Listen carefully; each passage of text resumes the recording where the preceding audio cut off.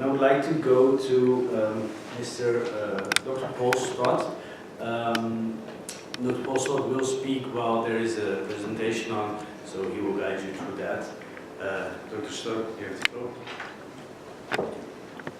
Thank you, Junaid. Good afternoon, everyone. It's pleasing to see both new faces and regular faces at our EFSAS events.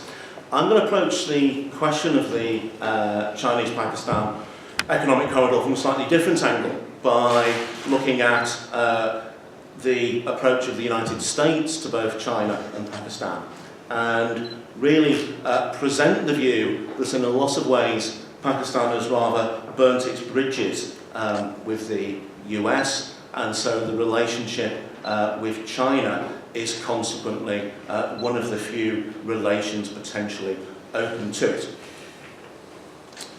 Now, what does Trump believe? What does he think? Well, I think the primary concern is, in a way, as it says on the hats, as it says on the t-shirts, to make America great again. Concerned about what he sees as American decline, and this requires a return of economic investments from overseas by US companies back to the USA, and economic development at home.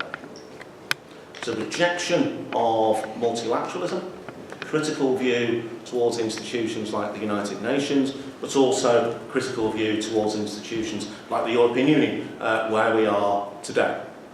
And I mean, there's some interesting debates as to precisely where you position Trump on the traditional left and right axis, and we take the view that Trump is a conservative, where you position him on that axis even, because this is somebody who seems to move away from traditional liberal views of trade. He doesn't inherently see trade as a good per se. There was a period in Pakistan, for example, where Benazir Bhutto wanted to trade much more with India, and the view was circulated: trade is inherently positive, bringing countries together. To Trump, it's inherently positive if it's an economic win for the US. It's a balance sheet approach. Now, this isn't actually a staged photograph, nor is it a sort of Photoshop montage, but in a way it shows how Trump is approaching the international arena. He doesn't necessarily follow the traditional views of the US with regards to concerns about Russia. Yes, there's the desire to defeat terrorism, but he's been very much characterised by the desire that allies, for example in NATO or Japan, must pay their way, they must contribute more. And that presents a problem for Pakistan. Okay? Is Pakistan going to be able to do that? Central to Trump's thinking is that China is a problem. China is the primary economic rival, and indeed potentially going forward military rival. And although under Obama there was an argument that Obama's trying to pivot the United States away from commitments in the Middle East, much more towards commitments in the Asia Pacific, really the US is a long way behind China. Earlier this year we had Mike Pompeo announcing a comparatively big US investment in the Indo-Pacific region. We're talking about, I think it was £117 million, which is next to nothing compared to the scale of Chinese investment, and some would argue too little too late. What are Trump's problems with Pakistan? Well, more broadly within the American public consciousness, the word Pakistan really leads to discussions about terrorism, and indeed the killing of Osama bin Laden in the garrison town of Abbottabad in 2011. Bin Laden wasn't discovered, as some may have thought, in some obscure cave complex on the Afghan border, but living in a garrison town in Pakistan. And that is, is a significant factor in US attitudes towards Pakistan. In my picture here, you see on the slide a couple who were responsible for a terrorist attack in December 2015 in California. Tashfeen Malik, the woman pictured here, is a Pakistani national who'd entered the United States to marry Saeed Farouk, who was an American citizen of Pakistani heritage. And this was a terrorist attack on a health facility during their Christmas party, the facility where Saeed Farouk worked, and I think around about a dozen people were killed. But this occurred at the height of the Republican presidential campaign. And it leads to Trump making what's probably the most contentious comment by a major political figure in my lifetime, the call for a ban on Muslims entering the United States. Ban on Muslims, as he said, so we know what the hell is going on. Now, Trump's victory, perhaps inevitably, after those comments, lead to a cooling between the US and Pakistan. But it's worth stressing this occurs even between institutions where relations were usually good. So, for example, between the Pentagon and the Pakistani military. Things are clearly, by late 2017, taking a further turn for the worse. And you see the case of a Canadian, Joshua Boyle, who is, along with his American wife, rescued, having been kidnapped by terrorists, rescued in a joint American-Pakistani operation. But the Pakistan military refuses afterwards to allow the Americans to interview a terrorist from the Haqqani network who had been captured as a result of this operation. And so we're moving towards what appears to be a crisis, moving towards potentially a clear decision.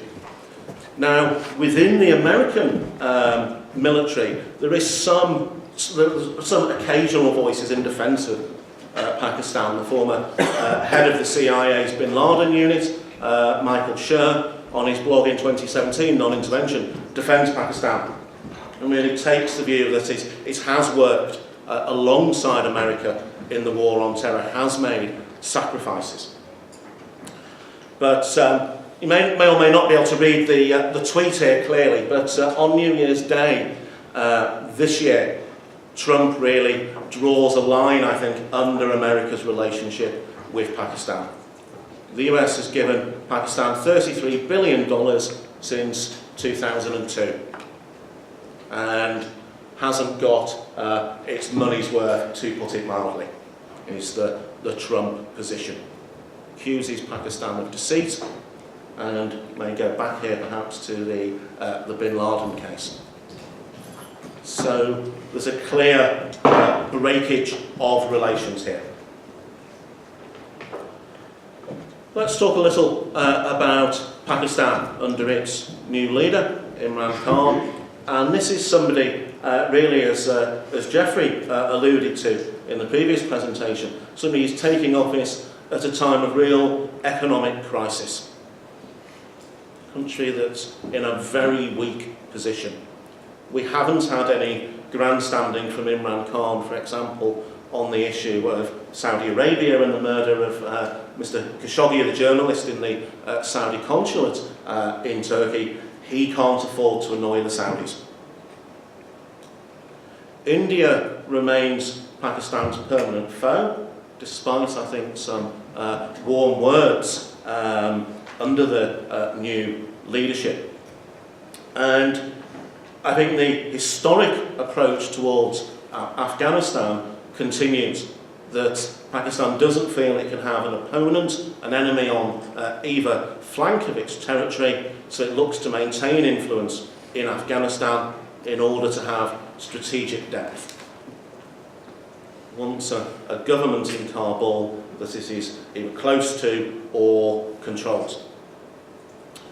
Imran Khan will also seek to uphold Pakistan's interpretation of Islamic values, both at home and abroad. So you can see the tightrope he's been walking over Asia Bibi in the news over the past week or so, and a rather seedy compromise, I think, being reached where somebody who's been cleared of any offence cannot leave the country, even though her life is under great danger as long as she remains in the country. Khan obviously seeks to maintain Pakistan's nuclear capability and those relations with China and Saudi Arabia, given the loss, I would argue, of any potential for a financially fruitful relationship going forward with the United States. What's less clear as an outsider looking in is the extent to which Imran Khan has room himself to manoeuvre. Nawaz Sharif, to an extent, I think, was brought down by the military. And so Imran Khan can't afford to annoy that most important of institutions. What then of China? Well, I think it's worth stressing that whilst China may be very important, maybe the central relationship in the life of Pakistan, that doesn't mean that Pakistan is the central relationship for China. This is one of a series of important economic relationships. And certainly some of the sums being mentioned in terms of the One Belt, One Road initiative are truly eye-watering in their detail. As mentioned already, in India, Pakistan and China certainly share a rival, both in terms of territory, business, regional dominance, etc., etc. What I think's less understood in the West is the extent to which there's been a period of economic liberalisation to an extent in China. This remains a highly repressive country in terms of its approach to political dissent and indeed towards religious minorities. We sometimes have these great breakouts of argument and soul-searching in European countries, in the UK, debates about Islam. Boris Johnson, one of our leading politicians, criticised in the summer for condemning the burqa and the niqab. But these are debates about words. In China, the repression of the Muslim minority Uyghurs is much more objective, much more serious. We're not talking about people saying a few critical things. Something much more important is going on. Now, to focus a little more tightly on our question today, and whether China represents a East India Company Mark II, I mean, China has shown some real skill, certainly in Africa, at convincing opinion formers of its intentions, that those intentions are honourable. That isn't necessarily the case. I want to draw students' attention to the scandal over the African Union headquarters, which China built in Ethiopia back in 2012. And earlier this year, one of the French newspapers revealed that the computers in that headquarters, the servers seemed to come on mysteriously at night in the wee small hours, and all the information on them is sent to Shanghai. So, in other words, everything that goes on inside that building is known in China within a few hours. So, China hasn't built the African Union headquarters for the good of its health. And we need to look in a similar way towards initiatives like that of CPEC. Now, I teach at SOAS, University of London, which has a reputation as a bit of a sort of left-leaning university. And one of the things that our managers are rolling out is a programme of decolonising the curriculum. So obviously getting rid of the crusty old white guys like myself, perhaps, and replacing them with thrusting young people like my colleague Berzin here. But one thing that does concern me potentially about that type of approach is I do worry if students have the tools to look critically at things like China's conduct in Africa, like the Chinese economic corridor. And interestingly, talking to master's students, marking dissertations from master's students, the general gist you get back is that China's expansion, certainly in Africa, is a positive. It's a good thing. Colonialism is something done by nasty old white guys. And so I do want to flag up the problem that there may be a potential blind spot here.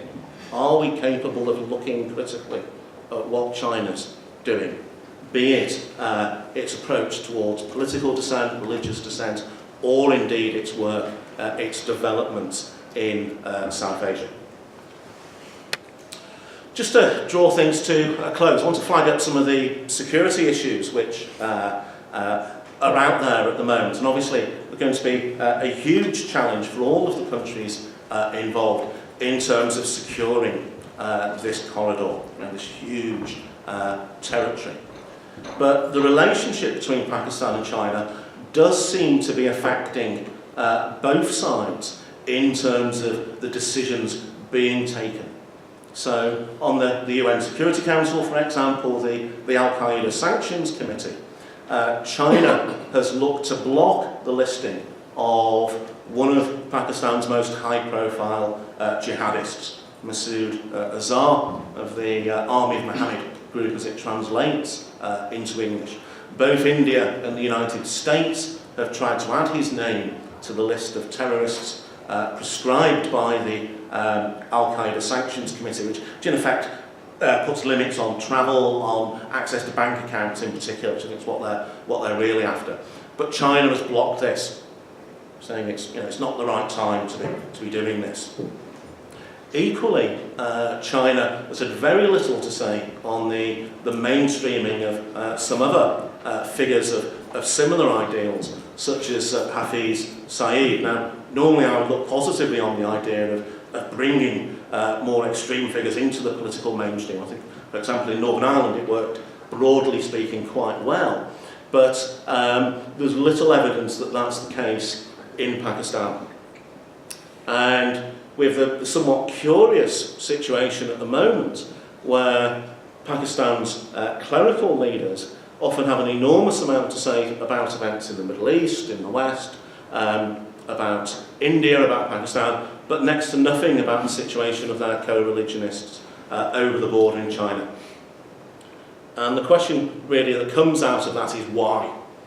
And I think as a think tank, EFSAS is rightly concerned that we could well be in a situation where a long leash is given to armed actors potentially in Jammu and Kashmir in order to distract their attention from what's happening in China. You can read on the EFSAS website a bit more of that viewpoint. So just to draw things to a close, I'd argue, broadly speaking, the Pakistan-US relationship is parked, and the United States may not be heartbroken at this loss. This is the loss, if you like, of an awkward nephew who's going to be taken on by a new stepfather in China. Prospects for peace and stability, though, aren't necessarily increased by the Chinese-Pakistan economic corridor. And we may see Trump, first of all, return to the issue of Pakistan when he thinks it will play well for him, but he'll certainly be focusing and looking critically at China, and I would encourage others to do the same. Thank you.